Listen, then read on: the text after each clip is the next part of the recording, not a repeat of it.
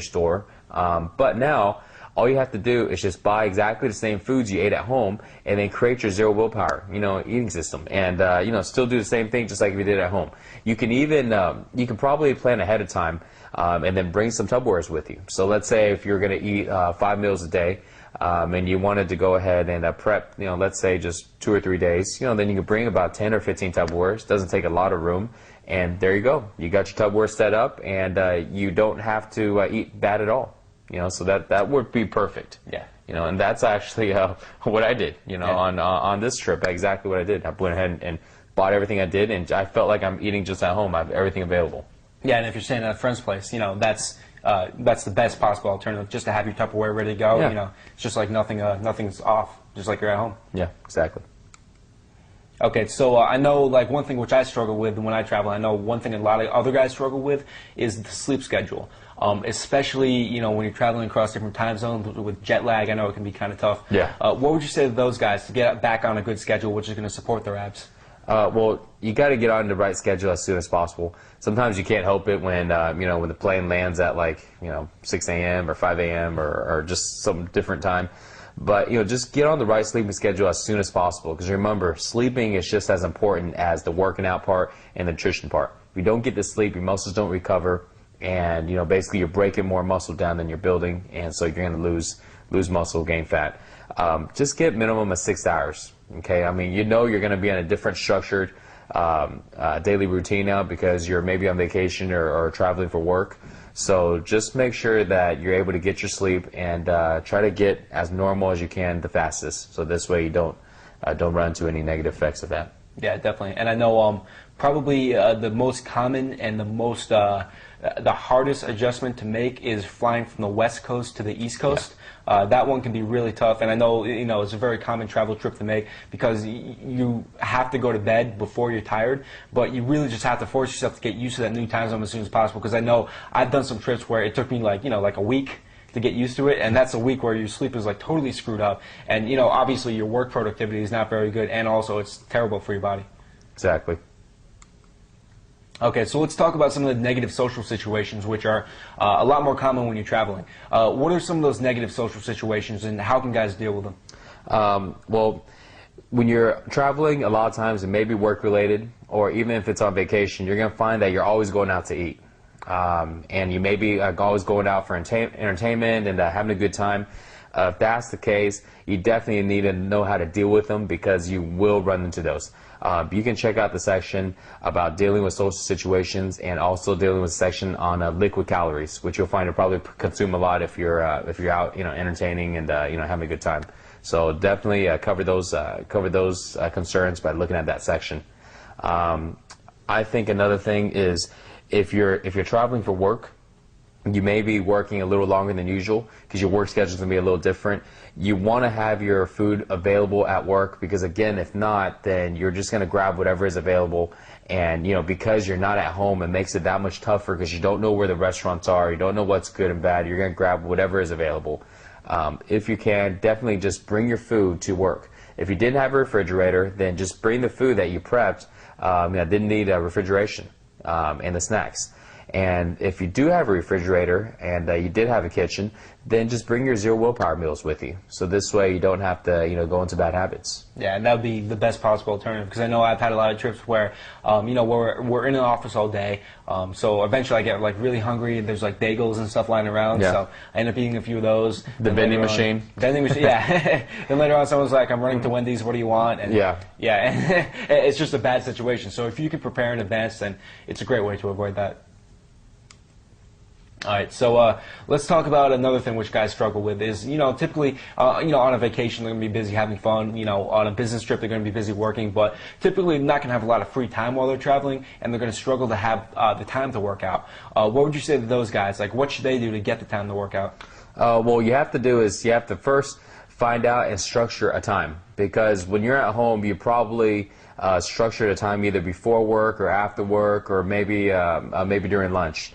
But now that you're in a new environment, routines are totally different.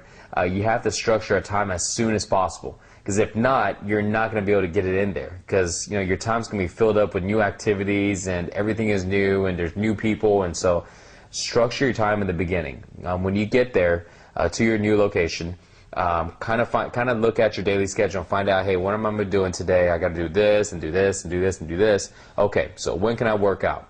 Can I work out? Should I work out tomorrow in the morning? Will that work out? Or, do I have a time to get it in, during lunch or something like that? Or, am I going to be knocking things out pretty soon, pretty early, and I can start at 6 or 7? If you know you're going to be going out for entertainment after work, don't schedule your workout after work.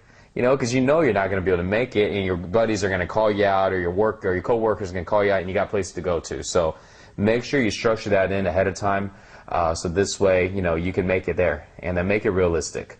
But also, a lot of times I run into guys telling me, well, hey, I'm so busy, I'm on vacation, everything is new, and I don't have the time. I say the biggest thing for that is get at least something in. Even if you get 10 minutes of workout in, like doing phase 4. Phase 4, they have a day to where it's functional cardio day. The workout's 10 minutes. You don't need any weights. You don't need anything. All you need is just a little bit of room, and that's it. Even if you do that, it's a lot more effective than not doing anything at all. And guys, it takes 10 minutes. Okay, so there's no excuse for time. There's no excuse for I don't have the weights or anything. And I guarantee that's going to keep you in much, much better shape than if you decided to just get in that one workout out of, let's say 5 days.